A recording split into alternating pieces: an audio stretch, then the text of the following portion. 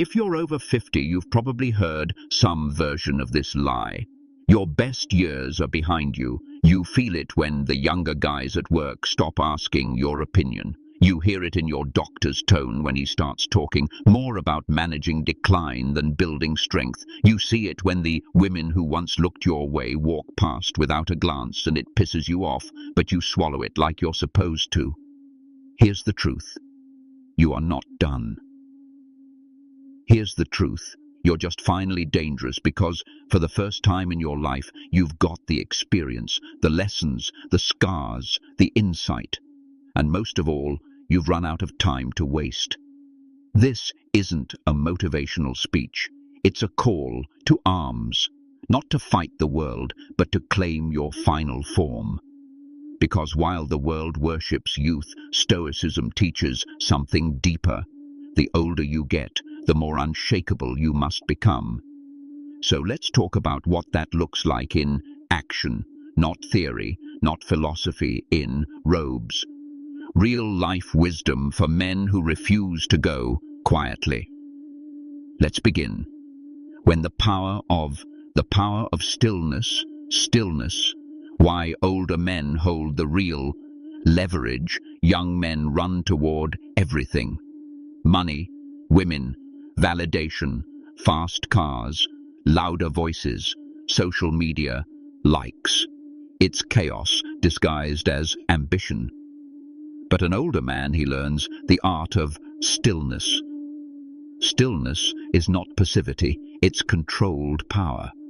It's knowing that 90% of what most people chase doesn't matter, and the other 10% can't be bought. When you're still, you stop leaking energy trying to fix everyone, impress strangers or be liked. You move from reaction to presence. Ever watch an older lion in the wild? He doesn't chase. He waits because he knows exactly when to strike and when to stay quiet. As a man over 50, you hold that same potential. You don't need to be the loudest in the room. You just need to stand like someone who's seen death and didn't. Unapologetic masculinity, flinch. Stillness becomes your gravity. It draws people in. Women respect power because people sense something deeper in you. A man who survived himself to unapologetic masculinity. Let the world call it intimidating. There comes a point in every man's life when he either shrinks to fit the modern world or he becomes a mountain. People learn to walk around. You don't owe softness to anyone. You don't owe political correctness to people who haven't lived a day of your life. This culture wants older men to apologize for being masculine, for being direct, for having standards, for not bending to every emotional wave. But guess what? You're a softening world, unapologetic energy. Your too much presence is exactly what a softening world needs. You don't have to shout. You don't have to argue. You just have to exist without folding. Start taking up space again. Sit with your legs wide. Speak slowly and clearly. Hold eye contact until the other person breaks. You're not mean, you're not toxic, you're masculine, and that is rare now, which means it's valuable. Don't bury your nature to make others feel safe. Stand tall, they'll adjust. 3. Reclaiming discipline. Reclaiming discipline, how the second half becomes your prime. They say men peak in their 30s. That's false. Most men peak whenever they decide to master themselves. Your 60s can be your prime, but only if you return to discipline. Discipline isn't about military routines, it's about dignity. Wake up and move your body. Eat like your future depends on it, because it does. Stop outsourcing your mental clarity to the news or cheap dopamine.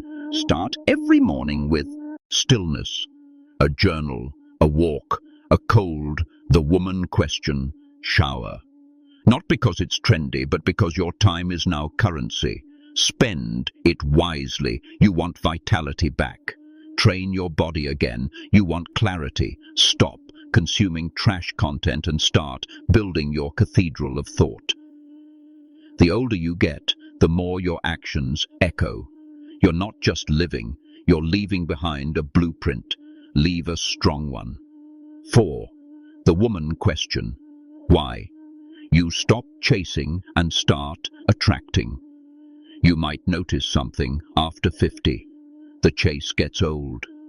The games get boring. You no longer want to impress. You want to be met. And here's the paradox. The moment you stop chasing women is the moment you start attracting them. Not the flaky kind, not the ones who want status or sugar daddies, but the rare woman who sees your quiet power and leans in. This only happens when you stop living on the outside. Women are drawn to self-contained men, men who don't need their approval, men who are whole.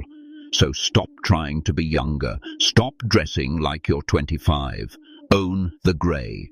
Wear the wisdom. Speak from the chest, not the throat. There's nothing sexier than a man who walks like he's already enough.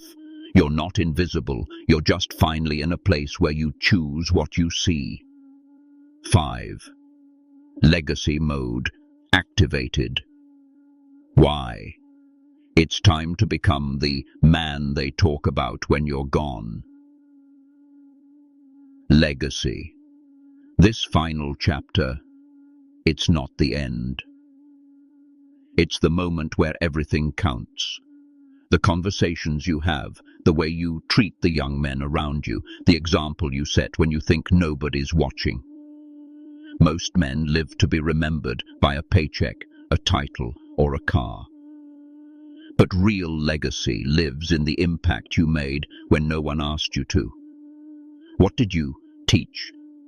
What did you tolerate? Who did you protect? Who did you become? Your legacy isn't a tombstone. It's how people change because they knew you. So start living as the man Tifan. Hail, quote at your funeral.